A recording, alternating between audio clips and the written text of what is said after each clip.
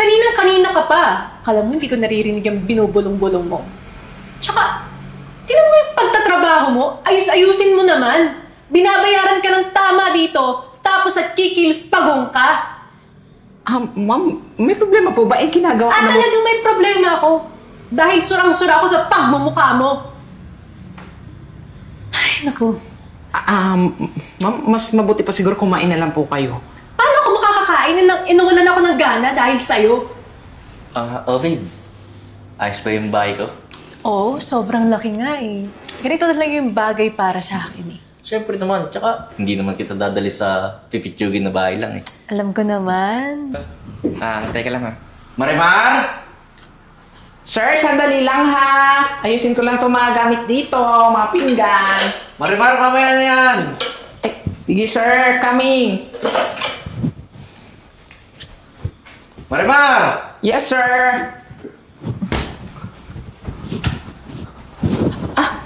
Ay sir, pasensya na po sir. Medyo na-vessel lang kasi sa kitchen. By the way sir, sino po siya? Marimar. Girlfriend ko nga pala si Chloe. Siya pala yung nakwento mo sa akin, sir. In fairness, sir, ha? Ang galing ng taste mo. Nice to meet you po, Ma'am Chloe.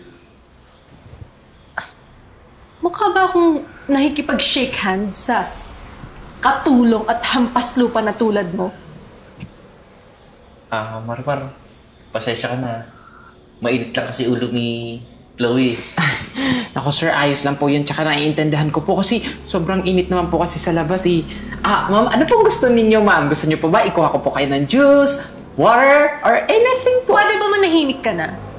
Ipagluto mo na lang kami since gutom na kami. Kanina pa kami dito, oh. Kanina ka pa tinatawag. Dami mong sat-sat dyan. Gumawa ka na lang. Chloe, dahan-dahan ka naman sa mga salita mo. Bakit? May karapatan ako magsalita. Ay, ano ka ba, sir? Ayos lang po. Nabigla lang po siguro si ma'am. Pero ma'am, in fairness ha, ganda niyo po. Hindi ko kailangan ng compliment sa tulad mo. Marimar, sige na. Pagluto mo na kami. Tsaka nga pala, dito na rin titira si Chloe Dito po sa bahay niyo, sir? Bakit? May angal ka? Wala po, ma'am. Wala naman pala eh. Dami mo sinasabi. Sige po, ipaghanda ko na po kayo ng pagkain. Mabuti naman. Sister. Bilis! Ako, alam mo yung katulong mo na yan, pinag-iinit talaga yung ulo ko eh. Babe, ganun lang talaga siya. Masiyahin lang kasi yung katulong ko eh.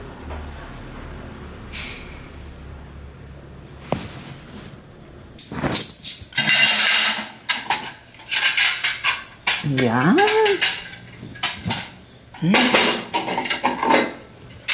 Sungit-sungit naman ang bisita namin. Hoy, Marimar. Ay, Hi, ano ma'am. ginagawa mo? Kaninang-kanina ka pa. Akala mo, hindi ko naririnig yung binubulong-bulong mo. Tsaka, tinan mo yung pagtatrabaho mo, ayus-ayusin mo naman. Binabayaran ka ng tama dito, tapos at kikilos pagong ka. Ma'am, may problema po ba? Ginagawa ko naman. Talagang may problema ako. Dahil surang-sura ako sa pagmumukha mo. Ay, naku. Ma'am, mas mabuti pa siguro kumain na lang po kayo. Paano ako makakakain nang inuwalan ako ng gana dahil sa'yo? Bilisan mo, Babe, ano namang ingay naririnig ko? Actually, wala. Nga pala, pinagluto kita ng pagkain yung paborito mo. Ma'am. Ano? May sasabihin ka? Alam mo, tulungan mo na lang ako maghain. Kanina ka pa eh. Sige na, kumain na tayo. Marimar, sumabay ka na rin sa amin sa pagkain. Sige po. Anong sumabay? Nag-iisip ka ba? Hindi yan nababagay na sumabay sa atin dahil isang hamak na katulong at mahirap lang yan. Chloe naman, pati naman ba sa pagkain, di mo isasabay si Marimar? Bakit pa? Para saan? Sir, para hindi na po kayo mag-away. Okay na po. Mamaya na po ako kakain pagkatapos po ninyo. Enjoy your meal po, sir, ha? Dali naman palang kausap eh. Ay nako, hayaan mo na nga. Tara na, kumain na tayo.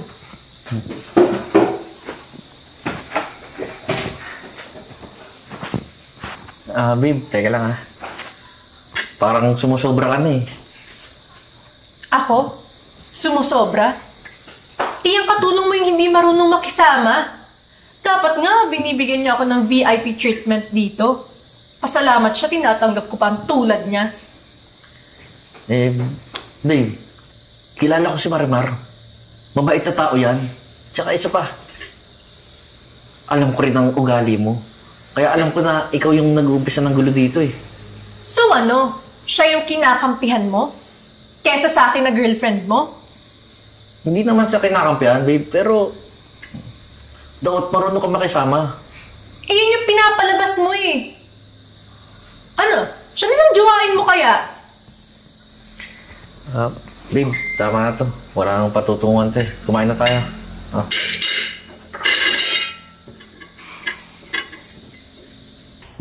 Ano ba naman to si boss? Hi, babe. Alam mo naman na mahal kita, di ba? Alam ko na kailangan mo, babe. Pera na naman. Ang galing mo talaga. Alam mo yung hilig ko. Nga pala, kasi luma na yung iba kong mga damit. Kailangan ko na mag-shopping. Gusto ko yung mga branded, like yung Guess, H&M, Babe, di ba Uniqlo. sobrang dami pang damit yan? Oo, pero gamit na kasi. Kailangan ko ng bago. Tsaka may mga lakad kami ng friends ko. Paano na yun? Sila, bago yung mga gamit. Tapos ako, inuulit-ulit ko lang. Okay na, sige na, babe. Ipagsa-shopping na kita. Tsaka, di ba, meron ding latest na iPhone. Yung iPhone 17. Gusto ko rin nun. Alam mo na, para makasabay ako sa trend with my friends.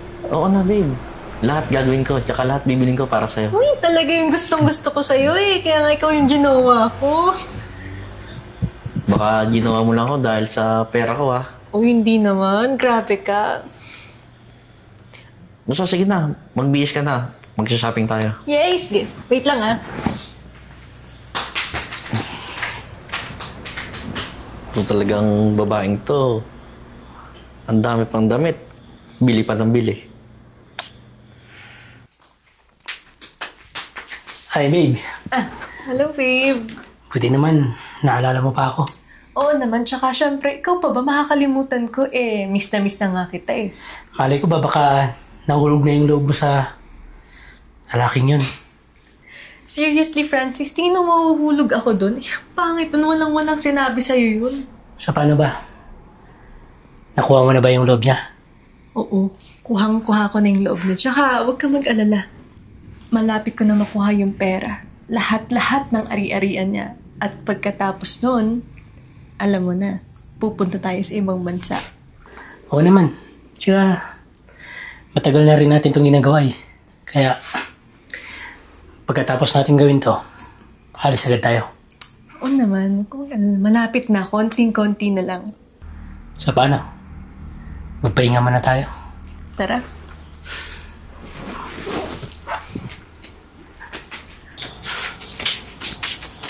So, paano, babe? Nandito na lang. Tsaka yung plano natin, ha? Oo, akong bahala. Kaya naman na ito.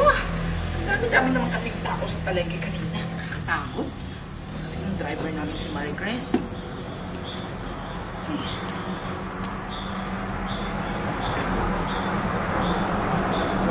Si Chloe na. May kasamang lalaki. At mukhang may namamagitan pa sa kanila. Ayop talaga itong bruhan to. Sinasabi ko na nga ba eh. Una ko pa lang siya nakilala. Samanin ko tungkol sa babaitang yan. Kailangan malaman ni Sir to.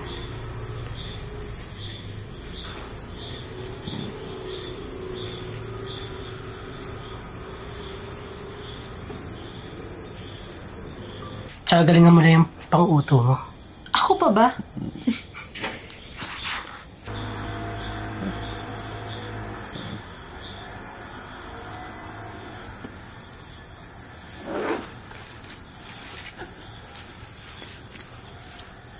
So, paano? Alis ako, ha? Sige. Mag-iingat ka kung magpapakita.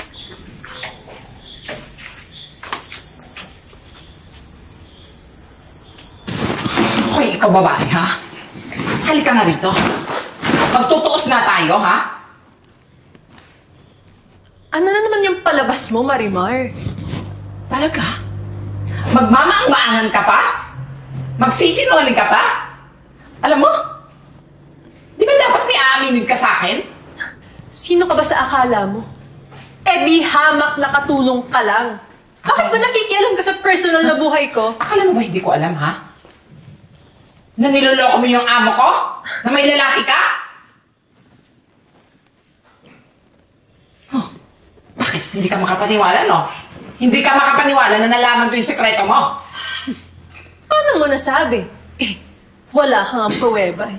Alam mo? Talaga mag-deny ka pa? Paano mo nagagawa to kay sir, ha? Ang bait-bait ng amo ko tapos gaganyanin mo lang? Hoy, ikaw! Pwede ba? Manahimik ka nga. Wala kang alam. Hindi ako mananahimik at humanda ka. Kasi isusumbong kita kay sir. Malalaman niya lahat ng mga pinaggagawa mo. Marimar! Chloe! Sir, Ano naman to? Nagkakagulo na naman kayo. Pagsabihan mo yung katulong mo dahil kung ano-ano yung pinagsasabi about sa akin. sir, may sasabihin po ako sa inyo, sir. Ano ba yan, Marimar? Si Ma'am po. Nakita ko po siya, may kasama po siyang lalaki. Hinatid po siya dito sa bahay. Chloe, totoo ba to? Kanino ka maniniwala, Jeboy? Sa akin o dyan sa hampas lupang katulong mo? Sir, alam mo, tapat ako nakatulong mo. Tsaka kahit kailan, ever since before that I die, alam mo na lagi akong tapat sa'yo, di ba? Kahit kailan hindi pa ako nagsinungaling sa'yo. Oo, Marimar. Alam ko yun. Kaya Chloe, umamin ka nga. Totoo ba yung sinasabi ni Marimar?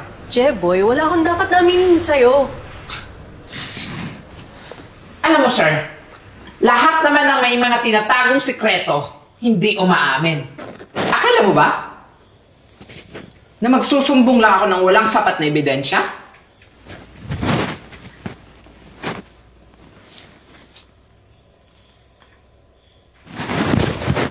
Ayan, sir. Kitang-kita mo naman sa video kung anong pinaggagawa nila. Di ba, sir? Chloe, ano to? Ano to, Jeboy? Hoy, ikaw, Marimar. Alam ko naman talaga na may lihim na galit ka sa akin kahit noon pa. Chloe, Ginagawan tumahimik lang ka ako na. ng istorya niyan. Tsaka isa pa, Grab driver yun, hinatid lang ako. Pati ba naman yun, ginagawa niyo ng mali siya? Tumahimik ka na, Chloe! Akala mo ba hindi ko alam? Nung nag-transfer ka ng pera sa account mo? Tsaka yung mga nawawalang alahas. Di ba ikaw lang ang kumuha? Oh, hindi ka makasagot kasi totoo, di ba? Kaya pala nawawala din yung napkin ko sa loob, tsaka yung mga panty ko, yung mga sinampay ko doon. Kasi magnanakaw ka. Chloe, paano mo nagawa sa akin to? Jeboy, una sa lahat, ikaw yung may gusto makipagrelasyon sa akin. Isa pa, kaya lang naman ako pumayag dahil gusto kong makuha yung kayamanan mo. So, totoo pala? Totoo pala na pera lang ang habol mo sa akin? Totoo! Ngayong alam mo na ang katotohanan. Kapal ang mukha mo. Hindi ko nakasalanan kung tatanga-tanga ka! At ikaw, kanina ka pa sumasali, hindi mo naman pera, Tumigil ka na, Chloe! Umalis ka na! At hintay mo yung kasong isasampa ko sa'yo. Yan, tama yan, sir. Kung ayaw mo umalis, kakalbuhin kita dyan. Ano, umalis ka na o alis ka na? Aalis ka na o hindi ka na aalis o alis ka na? Aalis na ako! Sir? Ay, naku, impaktita talaga yung bruha na yun, sir. Pero, sir, alam mo, tama lang yung naging desisyon mo ay kasi hindi naman na-deserve ng mga ganong klaseng babae. Sir, tingnan mo lang, di ba sabi ko mo kasi maghanap ka naman din ng babae, hindi yung mga ganon. Tsaka marami ka naman makikita yung mula Luzon. Besides, hindi na marami ka makikita ng mga babae kasi bilyon naman yung mga tao dito sa mundo. Tsaka alam mo, sir, it's such an honor na naniwala ka sa akin, lalo na nagbigay ako sa inyo ebidensya. Kaya, nga, naniwala ka. Ang una, sir, di ba, ayaw mo sana maniwala, pero naniwala ka na lang. Marimar, dahil mo naman sinasabi. Wala, Marimar. Maraming salamat, ha.